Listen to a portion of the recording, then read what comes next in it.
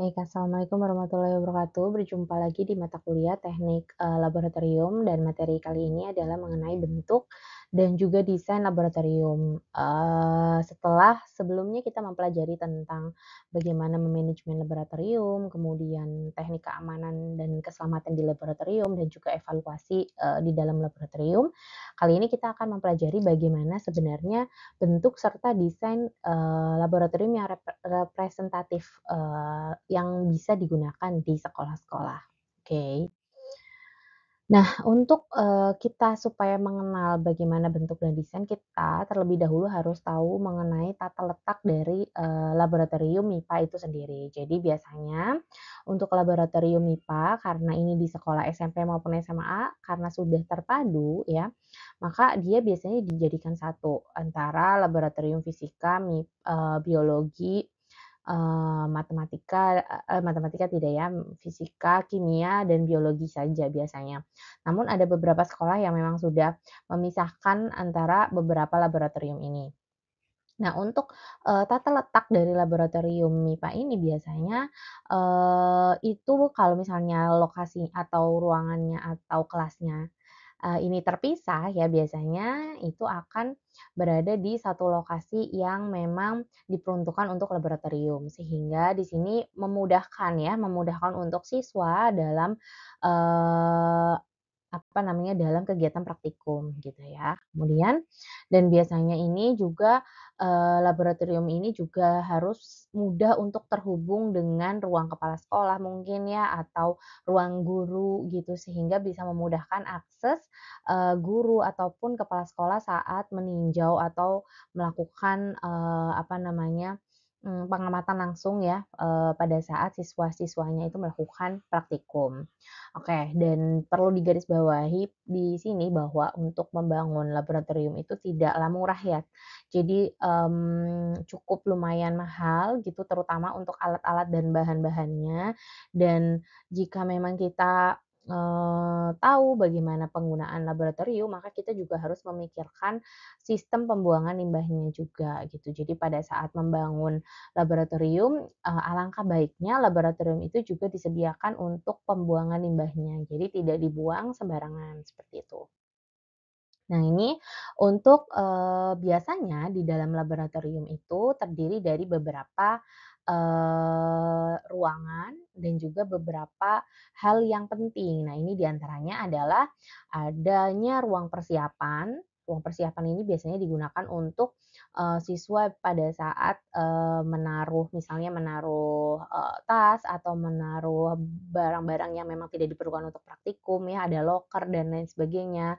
Kemudian menaruh sepatu jika memang masuk ke dalam lab itu harus, apa namanya, disimpan dan kemudian di sini juga ada, persiapan ketika kita akan melakukan praktikum seperti halnya, terdapat beberapa lemari-lemari yang memang di situ, terdapat bahan ataupun, alat-alat yang akan kita gunakan. Jadi area persiapan ini memang digunakan untuk persiapan, eee siswa maupun praktikan ya yang akan melakukan kegiatan praktikum di dalam laboratorium. Kemudian ada ruang kegiatan, nah ini adalah ruang praktiknya gitu dan di situ biasanya terdapat beberapa, barang seperti meja, kemudian juga, apa namanya, kursi, kemudian wastafel untuk cuci, tangan, untuk, cuci, alat-alat yang sudah digunakan dan lain sebagainya.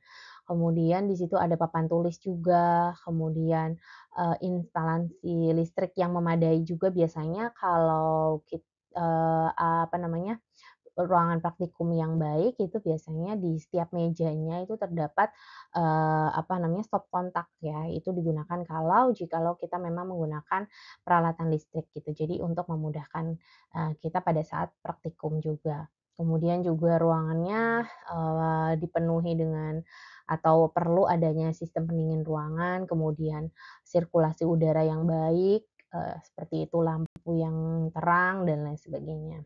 Oke.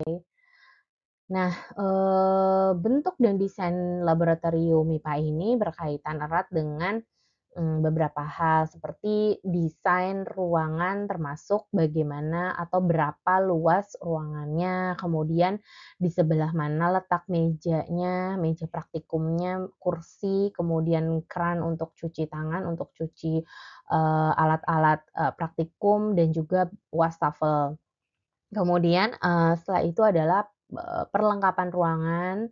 Kemudian desain kegiatan meliputi kegiatan praktikum, kegiatan diskusi kelas, ataupun, kegiatan demonstrasi ataupun peragaan yang seandainya akan dilakukan di dalam ruangan laboratorium tersebut. Kemudian juga dilengkapi dengan ruangan persiapan ataupun penyimpanan, di sini adalah gudang ya, kemudian, ventilasi, instalasi listrik, instalasi air, gas, dan juga sistem pembuangan limbah. Ini adalah beberapa yang berkaitan erat dengan bentuk dan desain dari laboratorium IPA. Oke, kurang lebih untuk, desain laboratorium IPA ya, ini tipe-tipe zaman dulu ya, tipe-tipe zaman dulu tapi masih banyak digunakan gitu teman-teman. Jadi di sini, pintu masuknya ya, pintu masuk, pintu keluar, terus di sebelah sini ada wastafel, kemudian ini ada meja guru, kemudian ada papan tulis di sebelah sini, wastafelnya juga ada di sini dan ini adalah lemari-lemari, kemudian meja, kursi, kemudian ini adalah, ruang persiapan ya, ruang persiapan yang tadi disampaikan, oke.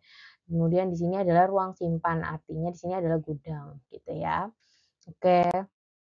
Nah, ini adalah, desain laboratorium IPA tipe yang lain. Jadi tidak harus seperti itu, tapi ada beberapa yang lain. Ini kalau misalnya, berkelompok ya, jadi mejanya disusun di tengah, kemudian, melingkar untuk kursinya gitu ya. Untuk lain halnya itu semuanya kurang lebih sama, tapi yang membedakan hanya di bagian kursi dan juga mejanya.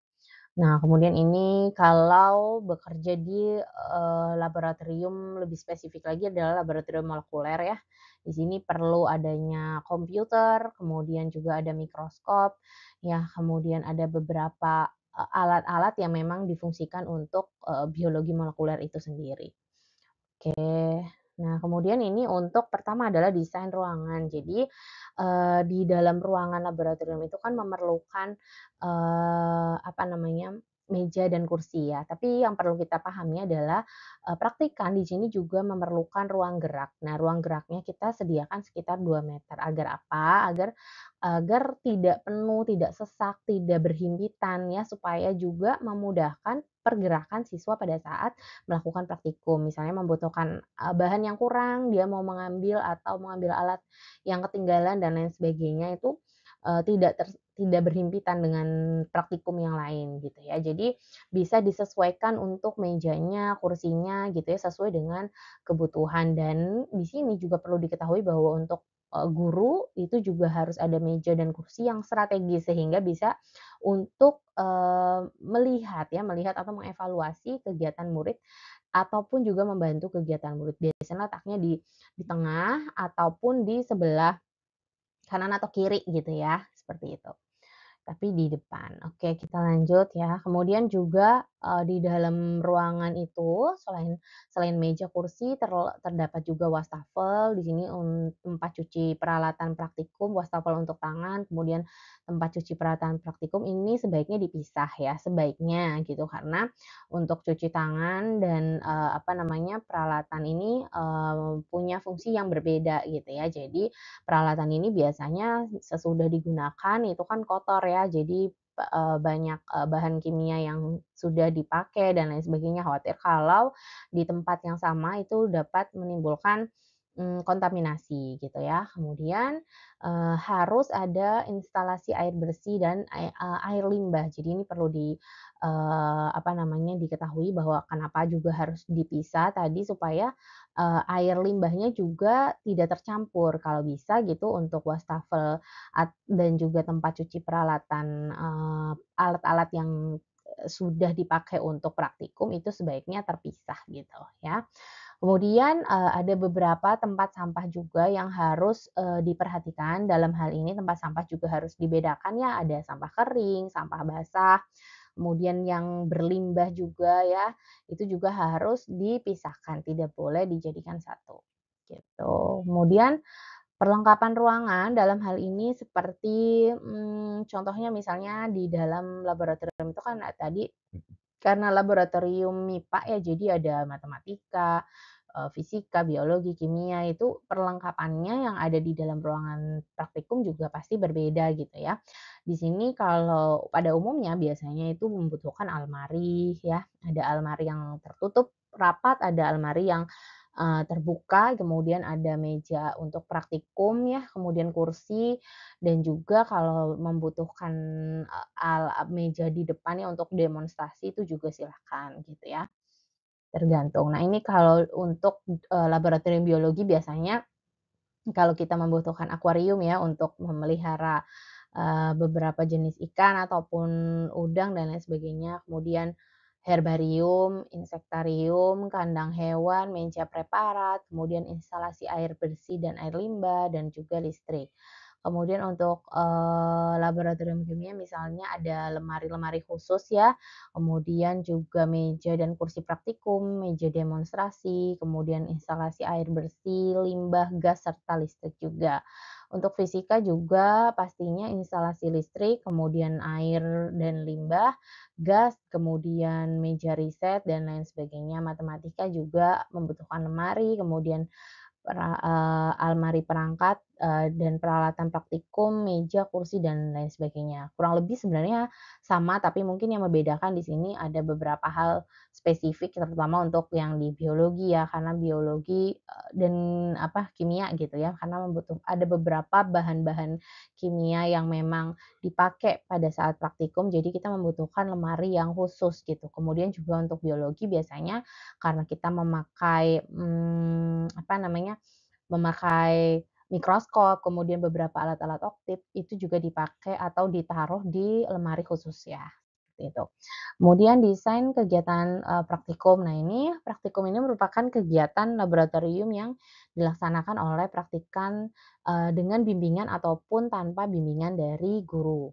Jadi ada beberapa jenis kegiatan praktikum yang bisa dibedakan menurut di sini waktu pelaksanaan. Nah, berdasarkan waktu pelaksanaan praktikum, praktikum itu ada praktikum yang membutuhkan waktu jangka pendek. Jadi praktikum itu ada, dalam hal ini praktikum ini dapat diselesaikan, dalam waktu satu kali, tatap muka saja, gitu ya. Jadi bisa selesai dalam satu kali tatap muka. Jadi itu dinamakan praktikum yang membutuhkan waktu jangka pendek. Jadi untuk melaksanakan kegiatan ini, maka meja praktikum yang disediakan itu biasanya,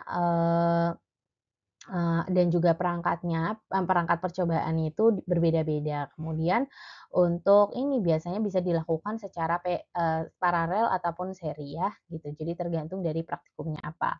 Nah, kemudian yang kedua adalah kalau menurut tadi itu, waktu yang pendek, kalau yang ini adalah praktikum yang memerlukan waktu yang panjang. Jadi, praktikum ini, bisa diselesaikan dalam waktu lebih dari satu kali pertemuan atau satu kali tatap muka. Jadi bisa beberapa hari ataupun beberapa minggu, gitu ya. Jadi untuk kegiatan praktikum jenis ini, perangkat percobaan seperti meja risetnya biasanya itu memanjang, kemudian ada di sisi ruang laboratorium yang menempel dengan dinding ruangan laboratorium gitu, dan di situ juga terdapat, bak air untuk mencuci tangan ataupun peralatan percobaan. Kemudian, nah itu tadi adalah kegiatannya, kemudian untuk isi kegiatan praktikum sendiri, jadi praktikum ini, eee praktikum yang semua kelompok mengerjakan program kegiatan yang sama itu menggunakan, perangkat percobaan dan juga dikerjakan pada waktu yang sama. Nah, tapi kalau ada misalnya praktikum, yang misalnya dikerjakan oleh semua kelompok, tapi, praktikumnya atau, programnya, itu berbeda-beda. Jadi itu bisa ada 2 hal ya untuk isi kegiatan praktikum. Jadi bisa sama, semuanya satu kelas, ataupun bisa berbeda setiap kelompok, yaitu tergantung dari jenis praktikumnya. Oke. Kemudian juga ada outdoor activity atau kegiatan praktikum di luar laboratorium.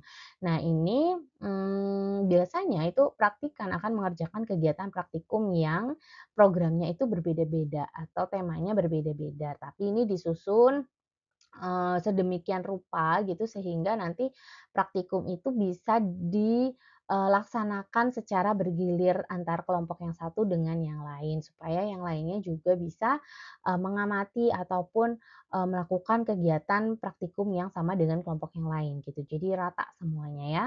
Oke.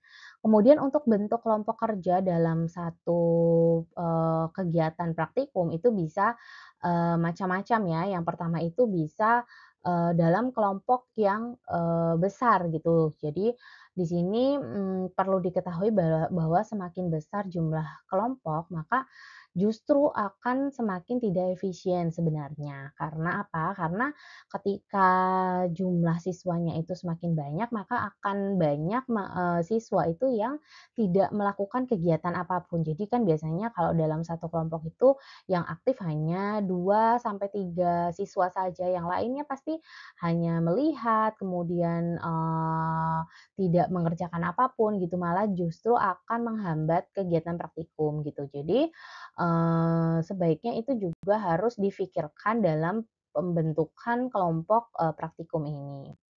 Kemudian, bisa juga dilakukan dengan, individu individu atau perorangan. Jadi ini tergantung dari, apa yang akan dilakukan, penelitian apa yang akan dilakukan, praktikum apa yang akan dilakukan gitu. Contohnya untuk fisika misalnya, kemudian untuk biologi ya dan lain sebagainya gitu. Jadi tergantung dari topik dan bisa kita lakukan untuk, kegiatan ini secara mandiri gitu ya, atau individual. Kemudian desain kegiatan diskusi. Nah, praktikum tadi kan bisa kita lakukan, diskusi juga ya teman-teman. Jadi kegiatan diskusi ini bisa dilakukan, secara kelompok ataupun satu kelas gitu ya dengan bimbingan, guru, siswa atau ketua kelompoknya mungkin, dan juga mungkin bisa juga dari asisten. Nah, biasanya diskusi ini itu akan membahas perencanaan atau persiapan kegiatan praktikum misalnya cara-cara ataupun langkah-langkah prosedur pelaksanaan praktikum, kemudian, hasil yang diperoleh itu apa. Kemudian di sini juga desain ruang untuk diskusi sebisa mungkin dapat bertukar pandang secara langsung, maksudnya bisa bertemu face to face gitu ya. Biasanya nih kalau misalnya, siswa-siswa akan, praktikum outdoor gitu, jadi kita akan meet dulu ya, berjumpa dulu, kemudian kita merancang persiapan kegiatan praktikum apa saja yang akan dilakukan gitu ya, biasanya ini akan ada diskusi gitu ya. Oke, kemudian demonstrasi. Nah, demonstrasi ini juga biasanya dilakukan, bisa jadi di, dalam suatu praktikum tertentu. Ini bisa dengan bimbingan guru, ketua kelompok ya, ataupun dari asisten. Nah, kegiatan demonstrasi ini, kegiatan praktikum dalam skala yang kecil. Oke. Jadi di sini bisa, dilaksanakan ya, demonstrasi ini bisa dilaksanakan karena misalnya jumlah percobaan atau jumlah alat percobaannya itu terbatas. Kemudian, alat-alat dan juga, bahan yang akan dipakai itu memberikan efek yang, berbahaya untuk siswa, jadi lebih baik didemonstrasikan. Kemudian percobaannya ini sulit kalau dilakukan oleh siswa ataupun praktikan, jadi, bisa didemonstrasikan, seperti itu. Oke, nah kemudian ini adalah ruangan persiapan atau ruangan gudang ya. Di ruangan persiapan ini untuk, tadi yang seperti Ibu jelaskan di depan bahwa, ruangan itu digunakan untuk persiapan pada saat kita akan melakukan, percobaan ya. Jadi seperti alat dan bahan percobaan praktikum apa saja, kemudian kita akan melakukan demonstrasi ataupun mengajar ataupun melakukan penelitian itu dilakukan di ruang persiapan ini gitu ya. Dan sebaiknya ruang persiapan ini juga memiliki kriteria luas, kemudian, eee, cukup, terang ya, ventilasi udaranya juga baik, kemudian listriknya juga baik, kemudian lebih baik dekat dengan ruang penyimpanan alat dan bahan, ruang kegiatan praktikum, demonstrasi, gudang, dan lain sebagainya. Oke. Kenapa, ruang persiapan ini harus dekat dengan beberapa ruangan yang tadi disebutkan? Karena apa? Karena ruangan persiapan ini kan tadi digunakan untuk, persiapan kita akan melakukan, percobaan. Nah, jadi ini memudahkan untuk laboran ketika laboran ini akan menyiapkan alat ataupun bahan, praktikum. Kemudian juga kalau ada alat yang rusak ya itu bisa diperbaiki oleh teknisi, secara langsung karena ruangannya dekat gitu ya. Kemudian di sini juga di dalam ruangan, persiapan ini kalau bisa ada, beberapa alat-alat yang digunakan untuk perbaikan ya, seperti, listrik ya, ataupun alat-alat bengkel lainnya gitu. Jadi ini bisa dimasukkan atau ditaruh di, ruangan persiapan ini jika kalau misalnya, keadaan darurat dan lain sebagainya itu harus diperbaiki, jadi bisa menggunakan itu gitu ya. Kemudian gudang itu juga tidak kalah penting. Jadi gudang ini merupakan tempat menyimpan alat dan juga bahan percobaan. Nah, di sini gudang ini harus memenuhi syarat misalnya alat dan bahan percobaan yang tersimpan di dalam gudang itu harus mudah diambil ya. Jadi sebaiknya mudah diambil, tidak menumpuk, kemudian, jelas tatanannya, sistematis ya, kemudian tidak semrawut dan lain sebagainya. Kemudian untuk zat-zat ya, bahan kimia yang sifatnya itu asam, itu sebaiknya disimpan di dalam lemari, lemari khusus ya, lemari asam. Di mana nanti di sini supaya kan kalau dia bersifat asam, terus dia mudah menguap, khawatirnya akan merusak, bahan-bahan yang lain. Jadi sebaiknya disimpan di tempat yang khusus. Kemudian juga, gudang ini juga, harus mudah dibersihkan, disapu gitu ya, jadi tidak untuk tempat penyimpanan saja, tapi juga harus dibersihkan, gitu. Kemudian juga harus terang ya, kalau bisa, lampu, ventilasi dan lain sebagainya juga, apa namanya, memenuhi standar ya, kemudian juga jangan lembab ya, karena di sini kita menyimpan beberapa alat dan juga bahan, jadi jangan sampai, gudang ini justru akan merusak gitu alat dan juga bahan yang kita simpan di situ. Kemudian, aman ya, itu yang penting ya, aman gitu, karena khawatir misalnya ada pencurian ataupun gempa bumi dan lain sebagainya, itu juga harus difikirkan untuk pembuatan atau perancangan gudang ini. Kemudian ventilasi itu juga tidak kalah penting ya, ventilasi. Di sini, ventilasi ini kan, yang kita tahu ya adalah keluar masuknya udara gitu ya di laboratorium ini. Jadi supaya apa, supaya laboratorium itu juga, nyaman, kemudian apa namanya, sejuk ya, tidak menimbulkan gerah dan lain sebagainya. Kalau bisa kita bantu dengan kipas angin, kemudian AC juga boleh dan lain sebagainya. Oke, kemudian listrik ya, instalasi listrik ini juga didesain untuk bisa membantu, terutama lampu ya, lampu-lampu sumber cahaya itu juga harus terang ya, terang kemudian dan kalau bisa ada stop kontak di masing-masing meja praktikum yang tadi sudah Ibu sebutkan, kemudian ada lampunya kalau bisa gitu dan lain sebagainya. Oke. Oke, kemudian air, instalasi air ya tadi untuk mencuci tangan, mencuci peralatan percobaan yang kotor, dan lain sebagainya dan sebaiknya terpisah ya antara, cuci tangan dan untuk wastafel cuci tangan dan juga untuk mencuci alat bekas, praktikum. Kemudian instalasi gas di sini, dapat digunakan sebagai bahan bakar ya untuk gas sendiri, kemudian ini juga kalau diperlukan misalnya terdapat kompor gas ya di laboratorium itu sendiri, gitu ya. Oke, limbah. Nah, ini juga sangat penting ya instalasi limbah, di mana nanti limbah laboratorium ini kan kita tahu ya limbah laboratorium itu ada yang bersifat padat, cair, ataupun gas. Jadi kita harus memikirkan bagaimana pengelolaan limbah, dari ketiga jenis ini. Ketika kita akan buang, kita harus memikirkan apakah dibuang begitu saja atau kita harus memikirkan bagaimana, proses pengelolaan limbah ini. Mungkin kalau dari udara kita bisa pakai saringan udara ya, dan kalau untuk biologi jarang sepertinya, tapi kalau biologi itu biasanya bentuknya padat ataupun cair. Nah, kita harus, pikirkan untuk pembuangan ini ya, seperti apa. Kemudian juga kita harus, di dalam ruangan laboratorium itu juga harus memiliki beberapa, peralatan ya, seperti alat pemadam kebakaran ini wajib karena biasanya ada bahan-bahan atau zat-zat yang mudah terbakar atau mungkin konsleting listrik ya dan lain sebagainya ini juga harus diperlukan ya, sangat penting sekali.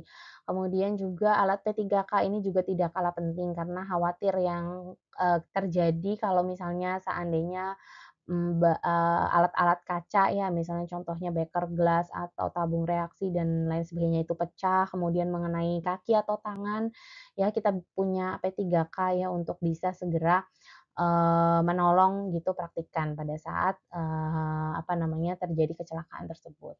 Oke?